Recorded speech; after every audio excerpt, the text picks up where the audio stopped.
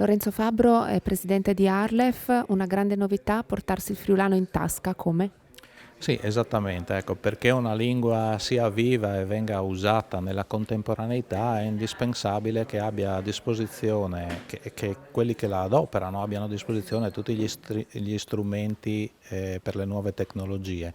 Da questo punto di vista la lingua friulana è messa piuttosto bene perché sappiamo che abbiamo a disposizione il Gran Dizionario Italiano-Friulano, abbiamo altri strumenti informatici come correttori ortografici, traduttori, tastiere per l'utilizzo della lingua.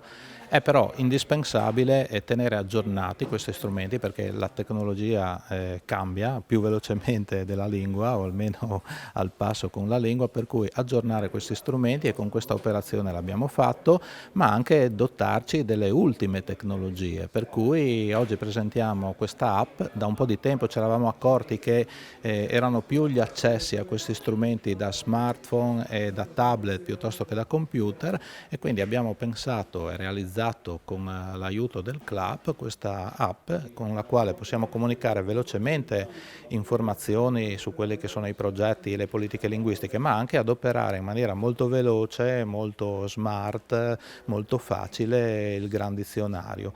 Gratuitamente, può essere scaricato con facilità e gratuitamente tenuto in tasca, e l'utilizzo è molto utile e funzionale. Bisogna naturalmente sempre stare al passo con i tempi anche con le lingue.